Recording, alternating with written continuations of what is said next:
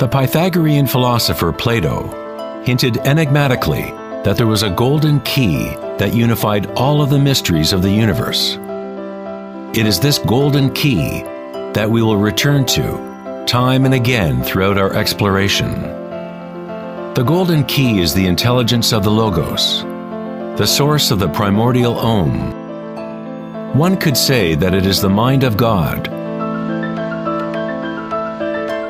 With our limited senses, we are observing only the outer manifestation of the hidden mechanics of self-similarity.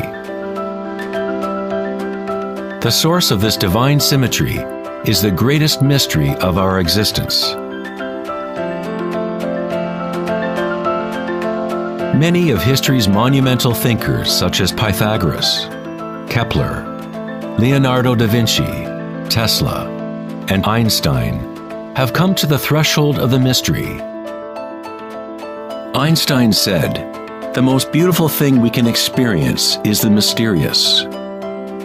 It is the source of all true art and science. He to whom this emotion is a stranger, who can no longer pause to wonder and stand wrapped in awe, is as good as dead. His eyes are closed."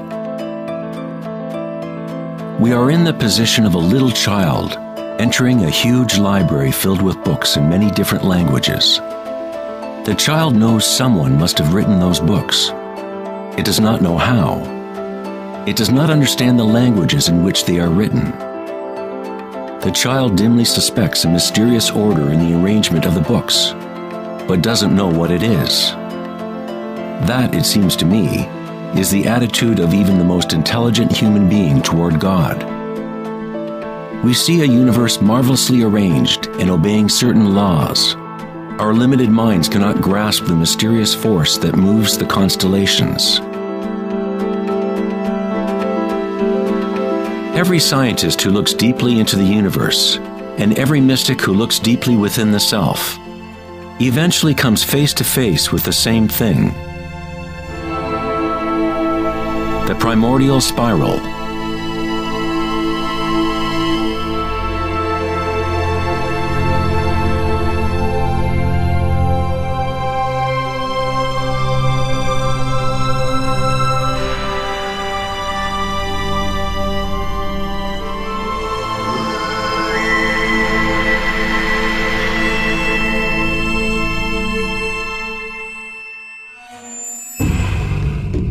A 1,000 years before the creation of the ancient observatory at Stonehenge, the spiral was a predominant symbol on Earth. Ancient spirals can be found in all parts of the globe. Thousands of ancient spirals such as these can be found all over Europe, North America and New Mexico, Utah, Australia, China, Russia, virtually every indigenous culture on Earth. The ancient spirals symbolize growth, expansion, and cosmic energy, embodied within the sun and the heavens. The spiral form is mirroring the macrocosm of the unfolding universe itself. In native traditions, the spiral was the energetic source, the primordial mother. The Neolithic spirals at Newgrange, Ireland date back 5,000 years.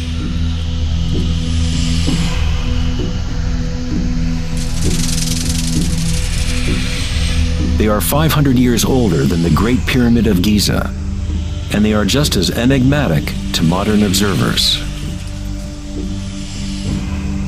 The spiral goes back to a time in history when humans were more connected to the Earth, to the cycles and spirals of nature, a time when humans were less identified with thoughts. The spiral is what we perceive to be the torque of the universe. Prana, or creative force, swirls Akasha into a continuum of solid forms. Found at all levels between the macrocosm and the microcosm, from spiral galaxies to weather systems, to the water in your bathtub, to your DNA,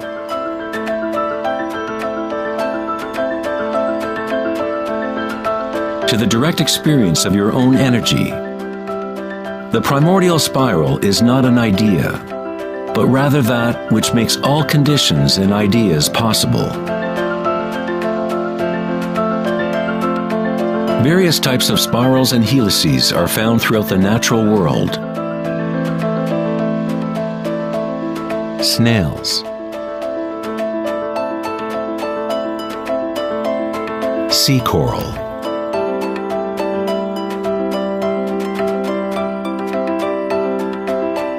spider webs,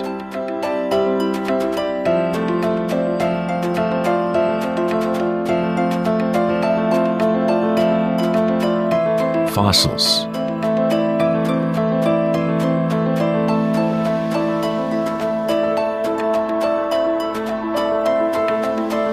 seahorses' tails,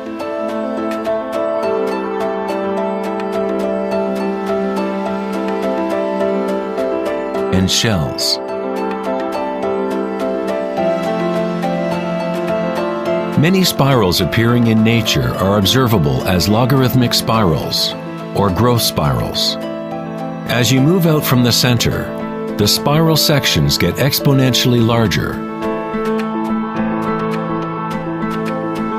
Like Indra's net of jewels, logarithmic spirals are self-similar, or holographic, such that the characteristics of every part are reflected in the whole. 2,400 years ago in ancient Greece, Plato considered continuous geometric proportion to be the most profound cosmic bond. The golden ratio, or divine proportion, was nature's greatest secret. The golden ratio can be expressed as the ratio of A plus B to A is the same as the ratio of A to B. To Plato, the world's soul binds together into one harmonic resonance. The same pentagonal pattern that exists in a starfish or in a slice of okra can be seen in the path of the planet Venus, traced in the night sky over an 8-year period.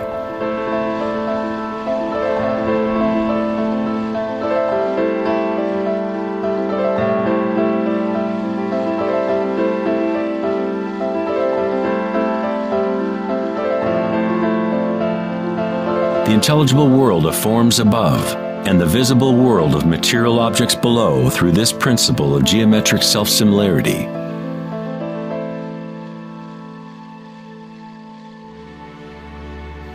From the self-similar spiral patterns of the Romanesco broccoli to the arms of galaxies, logarithmic spirals are a ubiquitous and archetypal pattern. Our own Milky Way galaxy has several spiral arms which are logarithmic spirals with a pitch of about 12 degrees. The greater the pitch of the spiral, the tighter the turns. When you observe a plant growing in time-lapse video, you witness it dancing with the spiral of life.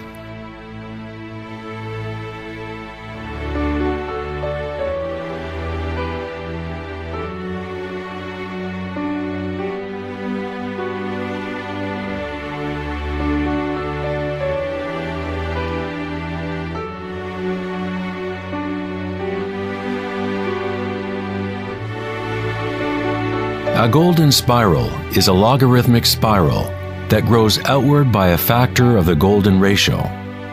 The golden ratio is a special mathematical relationship that pops up over and over in nature. The pattern that is observable follows what is called the Fibonacci series, or Fibonacci sequence. The Fibonacci series unfolds such that each number is the sum of the previous two numbers. The German mathematician and astronomer Kepler discovered that self-similar spiral patterns are observable in the way leaves are arranged on stems of plants, or in the floret and petal arrangements of flowers. Leonardo da Vinci observed that the spacing of leaves was often in spiral patterns. These patterns are called phyllotaxis patterns, or leaf arrangement patterns.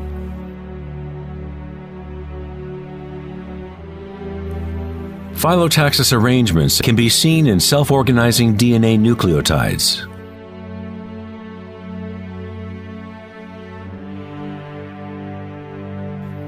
And in everything from the family trees of reproducing rabbits to pine cones, cacti, to snowflakes, and in simple organisms such as diatoms. Diatoms are one of the most common types of phytoplankton, single-celled organisms that provide food for countless species throughout the food chain.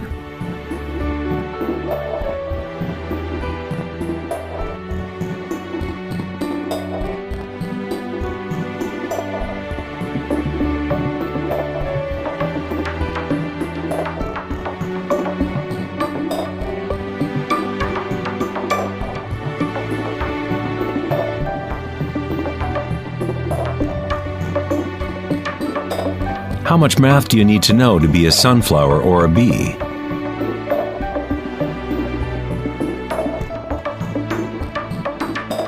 Nature doesn't consult the physics department to grow broccoli. The structuring in nature happens automatically. Scientists in the field of nanotechnology use the term self-assembly to describe the way complexes are formed, such as in the initial hexagonal phase of DNA formation. In nanotechnology engineering, carbon nanotubes are comprised of a similar arrangement of materials. Nature does this type of geometry over and over, effortlessly, automatically, without a calculator. Nature is precise and extremely efficient. According to the famous architect and author Buckminster Fuller, these patterns are a function of time-space. DNA in honeycomb are the shape that they are for the same reason a bubble is round. It is the most efficient shape, requiring the least amount of energy. Space itself has shape, and allows only certain configurations for matter, always defaulting to what is most efficient. These patterns are the strongest and most efficient way to build architectural structures, such as geodesic domes.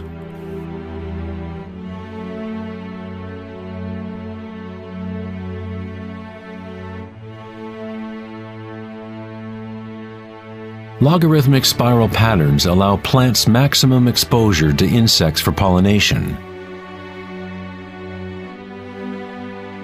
maximum exposure to sunlight and rain, and allow them to efficiently spiral water towards their roots.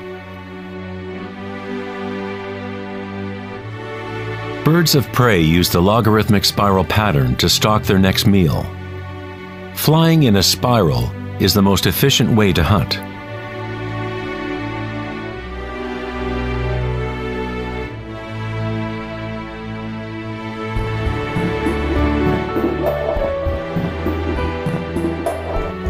One's ability to see the spiral of life dancing akasha into material form is related to one's ability to see beauty and symmetry in nature.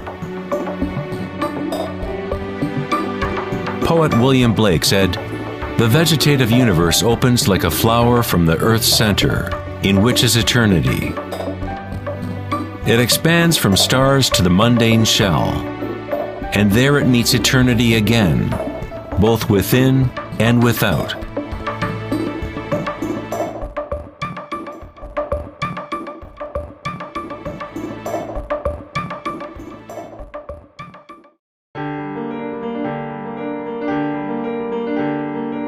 The study of patterns in nature is not something that is very familiar in the West.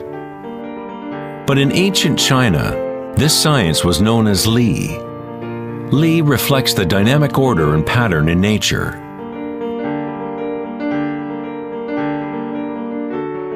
But it is not pattern thought of as something static, frozen, or unchanging, like a mosaic.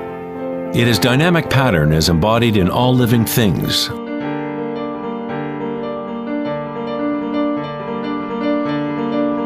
The arteries of leaves, the markings of the tortoise and the vein patterns on rocks are all expressions of nature's secret language in art. The labyrinth is one of many Li patterns. It is found in coral structures. mushrooms like the morel, cabbages, and in the human brain. The cellular pattern is another common form in nature. There are a myriad of different cellular structures, but all have a similar orderliness defined by their purpose and function.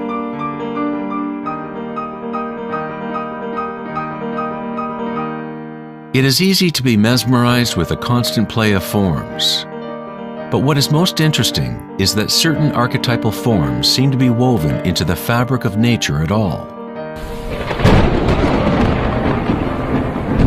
The branching pattern is another Lee pattern, or archetypal pattern, that is observable at all levels and all fractal scales.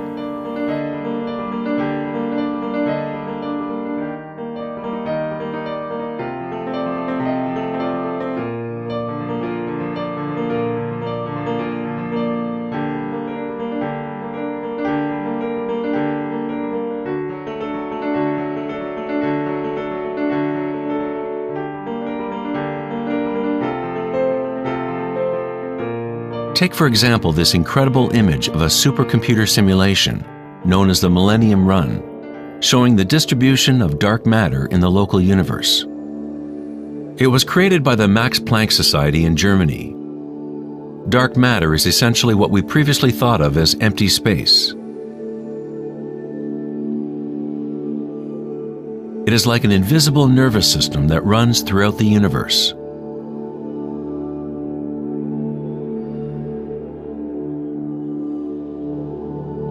The universe is literally like a giant brain. It is constantly thinking, using a type of dark or hidden energy that science is only starting to understand. Through this immense network, unfathomable energy moves, providing the momentum for the expansion and growth of the universe.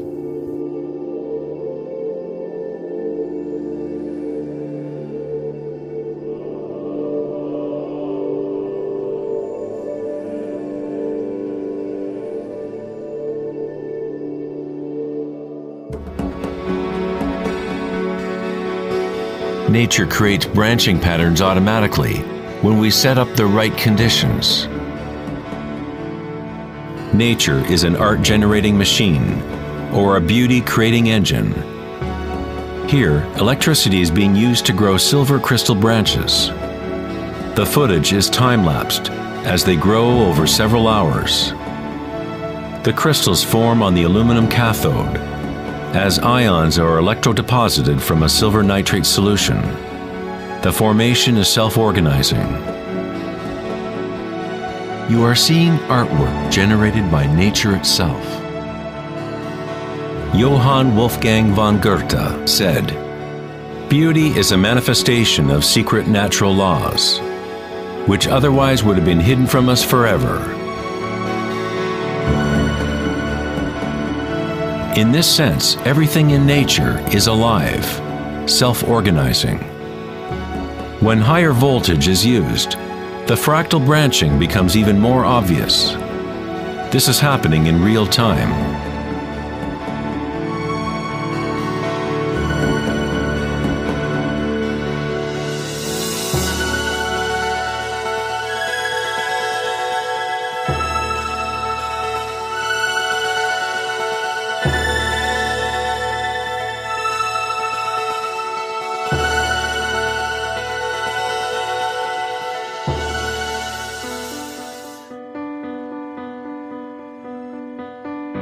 In the human body, tree-like structures and patterns are found throughout.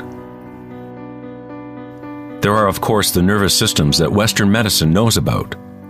But in Chinese, Ayurvedic, and Tibetan medicine, the energy meridians are a central component to understanding how the body functions. The nadis, or energy meridians, form tree-like structures. A post-mortem examination will not reveal the chakras or the nadis. But that does not mean they do not exist. You need to refine your tool that you use to look. You must first learn to quiet your own mind. Only then you will observe these things first within yourself. In electrical theory, the less resistance in a wire, the more easily it can carry energy. When you cultivate equanimity through meditation, it creates a state of non-resistance in your body. Prana, or chi, or inner energy, is simply your inner aliveness. What you feel when you bring your consciousness within the body. The subtle wires within your body that carry prana, the nadis, become able to move more and more pranic energy through the chakras. Your wiring becomes stronger as you use it, as you allow energy to flow. Wherever consciousness is placed, chi or energy will begin to flow and physical connections blossom. Within the brain and nervous system, physical wiring patterns become established by repetition. By continually placing your attention within and lowering resistance to the sensations you are experiencing, you increase your energetic capacity.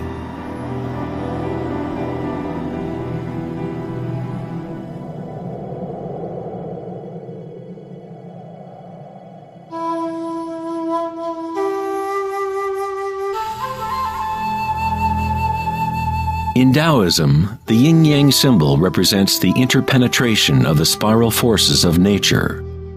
The yin-yang is not two and not one. The ancient concept of the hara is represented by a yin-yang, or spiral swirl. It is the power center located in the belly below the navel. Hara means literally sea or ocean of energy. In China, the hara is called the lower dantian. In many forms of Asian martial arts, the warrior with strong hara is said to be unstoppable. In the samurai tradition, one form of ritual suicide, or seppuku, was harakiri, was often mispronounced as harikiri. It means to impale one's hara, thereby cutting off one's chi or energy channel.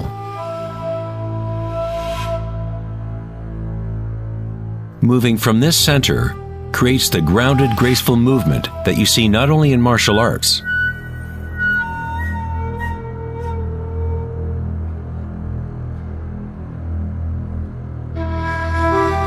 but in great golfers, belly dancers,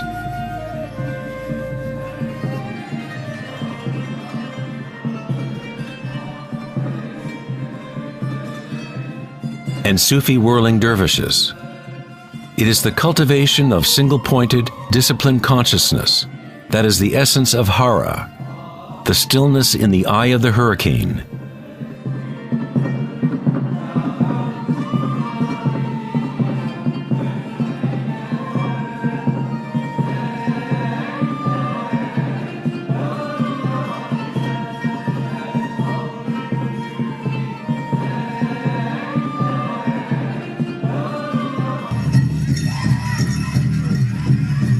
It is the gut instinct and connection to one's energy source.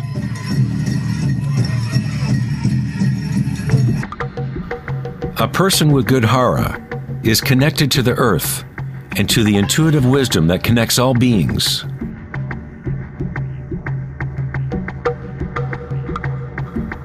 To think with your belly, hara dekanganase, is to tap into your inner wisdom.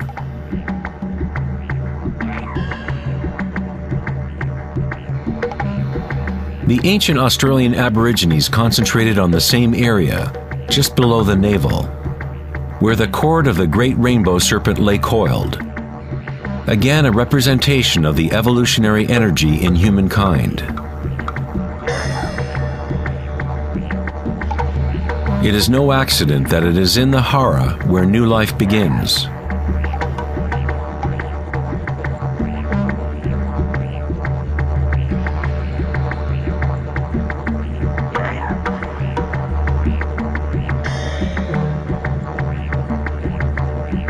The enteric nervous system, sometimes referred to as the gut brain, is capable of maintaining a complex matrix of connections similar to the brain in the head, with its own neurons and neurotransmitters.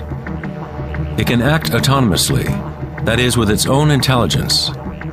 You could say that the gut brain is a fractal version of the head brain, or perhaps the head brain is a fractal version of the gut brain. A healthy bear has strong hara. When a bear knows where to forage for herbs, it follows the movement of qi through its senses, centered in the hara or belly.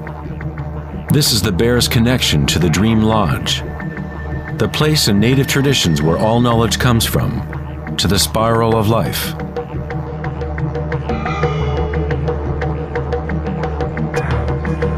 But how did ancient peoples know about the spiral, if modern science is just now starting to recognize its significance?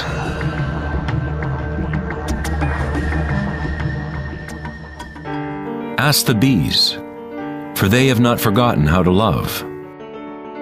Bees have a special connection to the source, as part of a symbiotic system, helping beauty and diversity to flourish. They are a bridge between the macrocosm and the microcosm. There is one heart that connects all, a hive mind, if you will. Like an open brain, the hive sends out its dreams into the world to be manifested.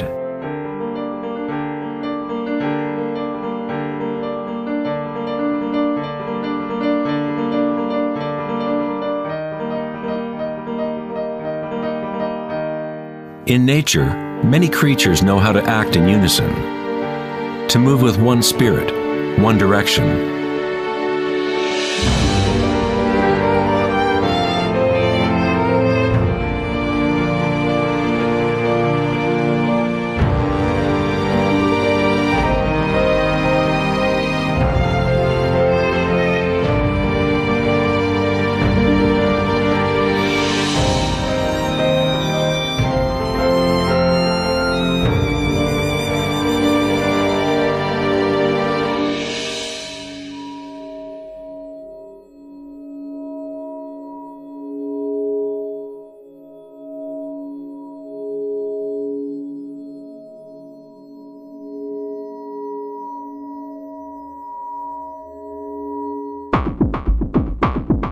But not all benefit the other species around them. For example, the locust will devour everything in its path. A locust has no choice but to act like a locust. It will never make honey or pollinate plants the way a bee does. A locust's behavior is rigid, but a human is unique in that we can act like a bee or we can act like a locust. We are free to change and manipulate the patterns of how we interact with the world. We can exist symbiotically or as a parasite.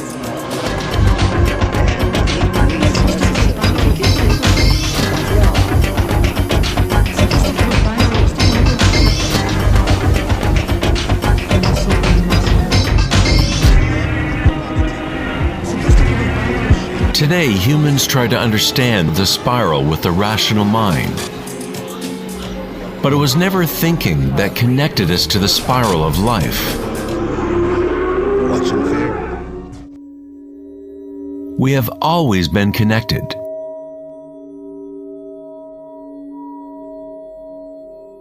Thinking has been what keeps us in the illusion of separateness within our own identities. Thinking is the creation of separateness, the experience of limitation. The more we align with thought, the more removed we become from the source. Ancient cultures that were less thought-oriented aligned themselves with the spiral in a more direct and personal way than we do today. In ancient India, Kundalini is a representation of one's inner energy, which moves in snake-like or helix-like pattern up the spine. In the ancient yogic traditions of India, the inner worlds of people at that time were comparable to those of Hara-centered cultures. To balance the power of the spiral with the stillness of your witnessing consciousness is to align with your full evolutionary potential, to blossom into the unique multifaceted being you were designed to be. Ida, the feminine or moon channel, is connected to the right brain, and Pingala, the masculine or sun channel, connected to the left brain. When these two channels are in balance, energy flows up a third channel, Sushumna, along the center of the spine, energizing the chakras and unlocking one's full evolutionary potential. The word chakra is an ancient Sanskrit word meaning energy wheel.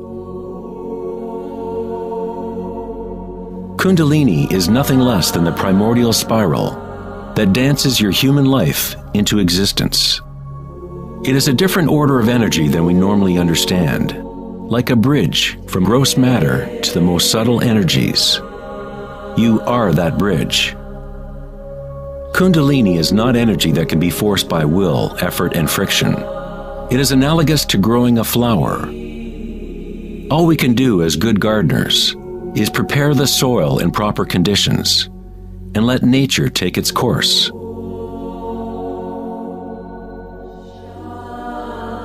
If you force a flower to open prematurely, you will destroy it. It grows with its own intelligence, with its own self-organizing direction. The egoic mind, which fixates on the outer world, is what keeps you from experiencing your true inner vibratory nature.